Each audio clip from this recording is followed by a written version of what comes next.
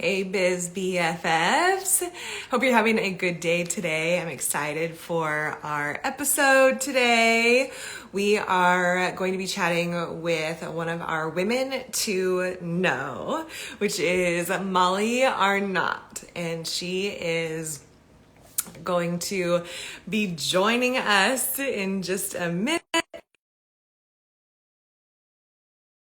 You say hi, let us know where you're tuning in from, and then if you are joining us on the Business and Bubbly podcast, give me a little virtual high five. We're glad you're here, and make sure that you share this out with a friend. So super excited, Molly just joined Hey, us. how's it How's going? This it is fun. I've never done this before. going?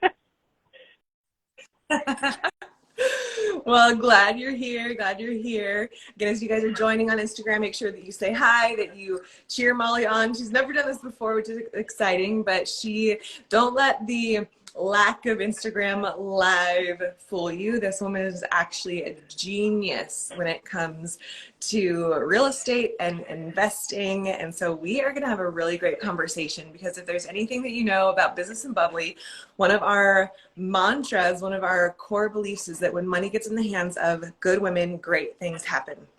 And Molly is an amazing example of this, as she has built a really successful real estate business. She's a really successful real estate investor. And we were just having this conversation about what it looked like for us as women to be able to be equipped with this knowledge and to learn more about it. And so, Molly, I'll let you kind of take it away, share a little bit about your background, how you got here, and then we're just going to have a really good conversation that hopefully just that serves the women listening and watching, and maybe just ignites them something inside of them to know that as they invest now and in real estate and just in different things for the long term, that it can be a real game changer. So I'm excited for Yeah, our thanks for conversation having me today. on. It's hard to know where to start my story. So I'll give a little bit of background that my husband is very entrepreneurial, and I fell in love with that characteristic about him. And, I spent many years, kind of being the woman behind the man, supporting him with the business ventures that he was on. We had, 3 kids and, kind of focused more on the mom life. But, we also had many struggles. Being an entrepreneur, as I'm sure everyone in this world knows, is an up and down, roller coaster. And I did not enjoy the lack of control that I had being the wife of an entrepreneur and not feeling like I had as much control. So we had kind of stumbled our way through becoming live-in flippers. Back in '08, we bought our first condo. We were, early. We weren't even married yet. Bought a condo, fixed it up. And then my husband told me that he didn't want to have kids until we had a family home. I was like, okay, challenge accepted. We'll figure out how to get a family home. And, the market was crashing and everything was crazy. Yeah, I was like, it's fine. Oh, we can't sell our condo because we'd lose money because the market's weird. Fine, we'll rent it out. And so we kept our condo as a rental, and it cash flowed. And I was like, oh, that's kind of cool. We make money on it now, and it helps pay for the next house we go and buy. And we bought a house that was bank owned and basically falling over. We actually ended up ripping off 450 square feet of the house because it was not salvageable. And just basically gutted that house and rebuilt it with a lot of help from family and friends and YouTube. And we built ourselves a really beautiful family home. And then we enjoyed the cash flow from the condo for many years. And then we wanted to do it again. I decided I wanted to homestead, and so we wanted to buy acreage. And I couldn't afford 12 acres with a big, beautiful home on it, so we had to figure out some new solutions. And so, we made good money on the sale of our first live-in flip, and bought the next property. But we bought a property that had a second unit on it. It had a rental above the garage, and the income we could make from that property paid for more than half of our mortgage and allowed us to have 14 or 12 acres, and a big, beautiful home. And, I kind of found myself stumbling my way through becoming an investor. I just didn't know that there were names for these things. I didn't know that we were live-in flippers. I didn't know that we were house hacking, that there were actually strategies that went along with all these things. And then my third child was born when I was in 2018. And I was feeling pretty stir crazy. Financially, we were kind of in some trouble. My husband's business had taken a couple hits. We had taken on a new business that didn't go well, and we were in trouble financially. And I just was like, you know what? I think it's my turn. Like, I feel like I'm ready to just like spread my wings, I don't know, and really do something. And so I got my license. I actually started studying when my third was 2 months old. I was like, nursing in bed with my laptop, taking the classes, and it was great. And then I was licensed by the time he was 6 months old, and I sold 11 houses in my first year, and made six figures, and felt real proud of myself for doing that. And then we started kind of spending more time. Really, I discovered what's called Bigger Pockets, which is a great resource for investors. And started learning all the names for the things that we had been doing. And then we decided to flip a house, and we kind of started really spending more time and energy on our investments, which, really is my first passion. I fell in love with real estate because of investing. And so, we kind of started putting more energy into that. We now have short-term rentals, long-term rentals. Part of my goals for this year is to acquire 2 out-of-state rentals, and kind of attempt to be a little bit less in control of my investments, because I'm a bit of a control freak. To try doing it that way, and get some investment properties where we have property management out of state, and so we let somebody else take care of it, which will be kind of a new adventure for us. So that's kind of a little bit about my background. Obviously, I sell real estate as well. I sold 28 homes this past year, and about half of those are relocation, folks that are changing states, and the other half is investments, because I love talking about investments. I love teaching others, and so that's kind of what I'm up to. I love it. I love it. So when it comes to real estate investment, well, actually, let's back up just a little bit. Let's chat about some of your thoughts on the market. That's a can of worms, but I'm happy to dive into it. Totally. I know. Pick right. your whatever. So, if you look at the national news right now, it's like just doom and gloom and fear and drama, and our market here is not doom and gloom and drama. And I know that the news lines would have you believe otherwise, but it was just last month that we finally reached the threshold that we are now in a decline year over year. And we're only at about a 4% decline year over year. It's not dramatic. It's not 20% decline. Considering the 2 years prior, we were, depending on where you are in the valley, we were at like a 25 to 35% increase year over year each year. We have a little room to see a little decline, and as an investor, totally. I'm thrilled. I'm thrilled because we were out of the window where we were a cash flow market. When I first moved here, we were a cash flow market. You could buy properties in cash flow. It was kind of a no-brainer, and we're not that anymore. And so I'm grateful to see some of that shift. There's some predictions out there that are pretty big and scary, but the data that I follow, and historical data about recessions and about downturns, they usually last like a year to 18 months. We started seeing, the indicators of a recession as of last July. We may be already halfway through it.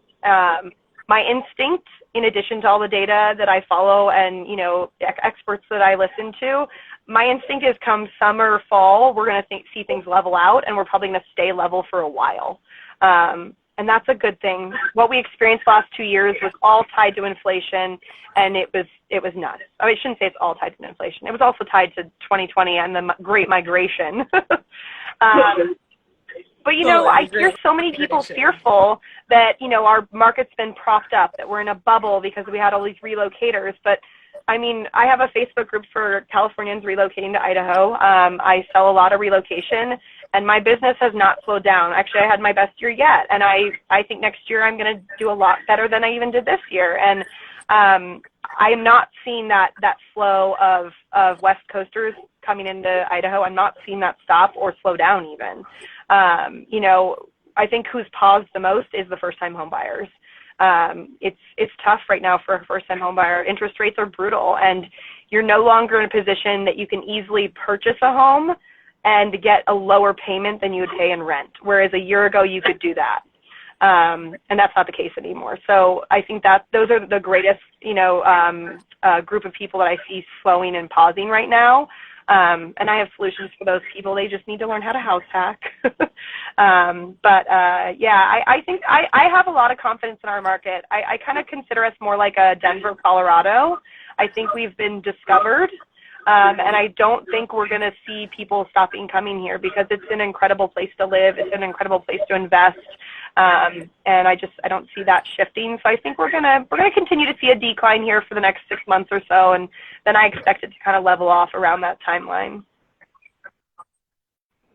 Yeah, no, I love what you brought up because it's like there are these different like doom and gloom and we're going to crash again and all this different stuff. And I think what's interesting is, right, like if maybe like my husband and I, we've been house hackers for a while too. So I know just enough of some real estate stuff to like be able to have a little bit of this conversation. But it's interesting because like what you said, like the recession, like we could already be more than halfway through or like even towards the tail end, because when someone says, oh, we're in a recession or whatever it is, it's this look back number, right? So it's like you've already been living in it and you may not have even known it, and now all of a sudden because the news qualifies it as that, then people start to pull back their money, which actually contributes to making the recession keep going. But and then I also love what you said about how we could actually use a little bit of the slowdown, and maybe you can chat a little bit about this because we're in obviously the Boise market, the Boise area, which like what you said, we saw the 20 to 24% increase year over the last couple of years, which, correct me if I'm wrong, but I believe on average houses go up by 4%, right? It's crazy. So seeing those type of numbers is crazy. I mean, if you owned real estate during that time, you were stoked. I mean, like the amount of appreciation we've seen on our properties is like, for investors to get real upset about any decline right now, I'm like, if you've been in the market and you've been owning real estate, like you cannot be mad right now. Like you have so much equity in your property, you know? It's just, we've seen it just like unimaginable increases in our equity and appreciation, and so it's a good thing. We could use a little softening, and it's also exciting because if prices come down and then the interest rates, that's how it always goes. As prices come down, interest rates will improve to help build back up the market, and it'll be a good thing because we'll be in a good position to then buy more properties. Yeah. I love that.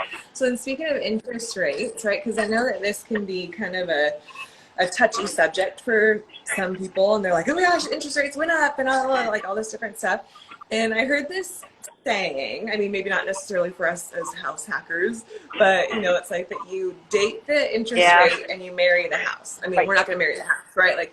Right. But so if someone is maybe afraid of the interest rate, or maybe, right, like, in my opinion, and you can chat about this too, but it's changed the buyer pool, not necessarily, like when there used to be 100 people that could qualify for your house or for a house. Now it's 40.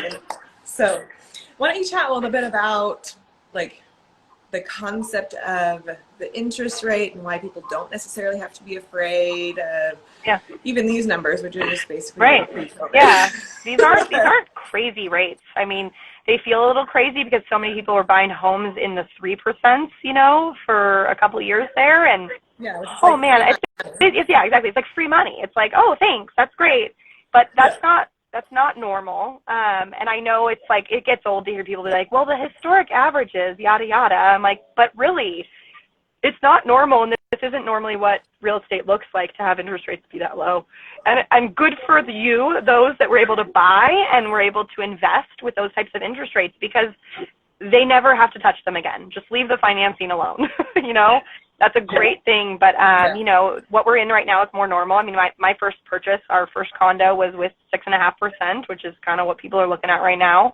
And you just have to, I mean, obviously when you're purchasing a home, you have to look at if those numbers work for you as your family. Can you afford that payment? If that makes sense for you, time in the market will always outweigh everything. Even if you bought like at the worst possible times, like when you talk to people who bought properties in 2007, you know, most of them were pretty pissed. Like that was a bummer.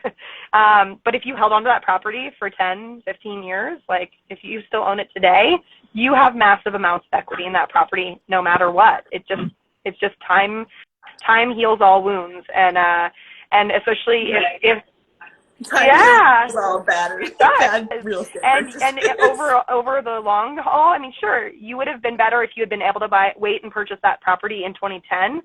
But if the property cash flows, like say, if you in an investment, you know, mindset, if the property cash flows, you're still better off having bought that property and made the cash flow over those last 3 years than you were to be able to wait till 2010 and get it for a lower price. You should have still been saving and now buy another property in 2010 when the prices dropped. You know, time in the market will always be worth it as long as you buy investments that make sense. So whether that's shut off these notifications, they're loud.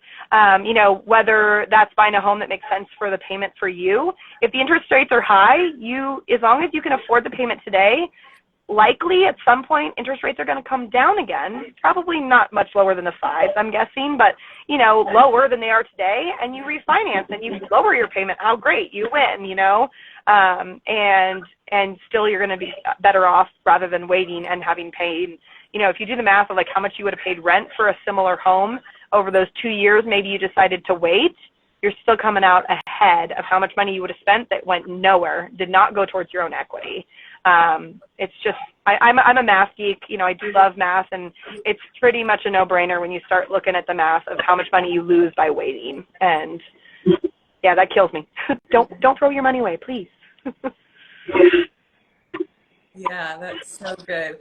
So if someone was just starting out, what would be some of the things like, so let's chat a little bit about like not the first time home buyer, not the right, we're talking to savvy women in business. They probably have their primary home and maybe they're starting to get intrigued with, oh, okay, passive Right. income, like covering the rent and you know, like long-term equity and that type of a thing. Where would you suggest someone starting Yeah. out when it comes to real estate investing? So everybody's unique and their own situation is unique. So I would have a lot of questions first. My first question is always like, what phase of life are you in and what are your goals? You know, for young people who, you know, maybe still are living with roommates or, you know, they don't mind having like an inconvenience in their current living situation, my first suggestion is always the house hack. You know, there's lots of different versions of house hacking. But you know, when you're young, I'm like, and maybe you've already lived with roommates, I'm like, go buy a duplex, a triplex, or a fourplex. That's always my first suggestion if you can do it. You know, I've got 3 kids. I have no interest in like sharing a wall with another family. Like, I'm past that part of my life. and it's just harder at certain phases of life to imagine that kind of lifestyle. But if you're up for it, I've known families with kids to go backwards and do that because you only have to live in the property for a year. You can think of it as, I'm going to take a year and just go do this thing to be able to get myself a great investment property. Because if you buy an investment property as a primary residence, you can qualify to put less money down, you know, depending on your income and qualifications, you know, as little as 3.5% down, FHA. And, you know, you can move into that property, live there for a year, maybe even fix up some of the units while you're living there. You know, you can then move out of that property and enjoy the cash flow once you move out. You also get better interest rates when you buy primary. You know, for someone who's maybe at a different place in their life, they own their primary, they're in a better position, they don't want to share walls. You know, there's other ways you can add an ADU to your property. You know, if you don't want to buy a separate property, there's things you can even do on your own property that are going to skip over the initial investment of buying another property. You know, I've known people who do garage conversions.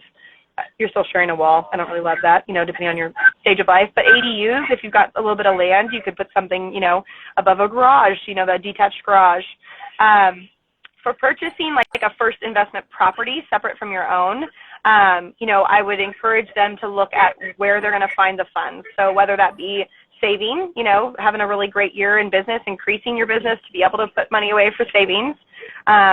If you have a primary that you've owned for a little while and you have some equity sitting in it, you could look at pulling what we call a HELOC, which is a home equity line of credit. A bank will basically lend on the equity that's sitting in your home, and you can pull that and use that to purchase an investment property. You know, there's also hard money loans and private money loans, depending on if you're looking into, especially properties that need rehab. There are some special loan products out there that you could tap into that allow you to put less money down because you're going to do a rehab and increase the equity of the property. So you're basically like almost borrowing against equity that isn't there yet to be able to renovate the property. The interest rates are pretty high, but the thing is you only hold those loans for as long as you're renovating the property, less than a year usually. And so it's kind of like we call them holding costs. You're going to pay a little money to borrow that money, but considering how much money you'll make on the deal, it makes sense.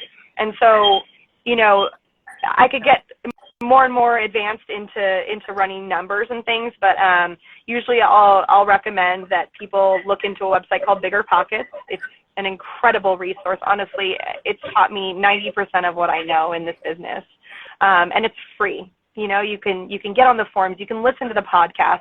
I mean, most entrepreneurs know that podcasts are one of the greatest ways we can learn and grow, and they're free. You know, you don't have to pay for a $20,000 course on how to invest. Like, don't do that. This information is out there, and it's free, and there are plenty of people, you know, and myself included, who are out there doing it that want to share the wealth. They want to share, you know, their knowledge because, you know, we're all excited that we got where we are, and we're happy, and we want to share that information. And yeah, there's just so many ways to get started. But yeah, I'd say for the first like person kind of in our network that would be looking to buy an investment, I would start by looking at where they would pull funds to do so. And then at that point, I'd start looking at what kind of investment property you're interested in, you know. Short-term rentals are a very, very different type of investment property than like an out-of-state long-term rental. It's a very different hands-on approach if you're going to manage it yourself, you know. Figuring out what you're passionate about. Like, do you love hospitality? Do you enjoy, like for me personally, one of our investment properties that's a short-term rental, like I love going in there and decorating it like to the nines for Christmas. It's beautiful and it's cozy and it's warm, and I just love that our guests get to come and like celebrate Christmas and feel like they're in Christmas when they get into the house. And, you know, I enjoy that, but it's also, you can only put so much time and energy into projects like that. And so like for us personally, we have 2 4-bedroom homes in Meridian that are short-term rentals. And I'm kind of like, yeah, you know, we manage a couple others for others, but I'm like, I think I can't take on too many more of those because it takes a lot of time to give that level of service, or you then have to start hiring help to continue that, right? Yeah. Yeah. So good. I just feel like you are such a wealth of knowledge, and we haven't even like taken a chip off of the tip of the iceberg of all the fun things that we could talk about. But I do want to make sure that we're kind of leaving this somewhat open-ended, because I know that people, as they're listening to this, they're gonna like their brain, like right, like their wheels are starting to turn, and they're gonna have some questions. And I want to make sure that we have some time for people to be able to reach out to you to ask questions. So where can they find you? Where can they follow you? I know you have your website, your Instagram, your really awesome Facebook group for those that are relocating to Idaho. But yeah, so share where people can dive into your world and learn more. I mean, a great place to find me is right here on Instagram. My handle is Molly Arnott. My last name Arnott.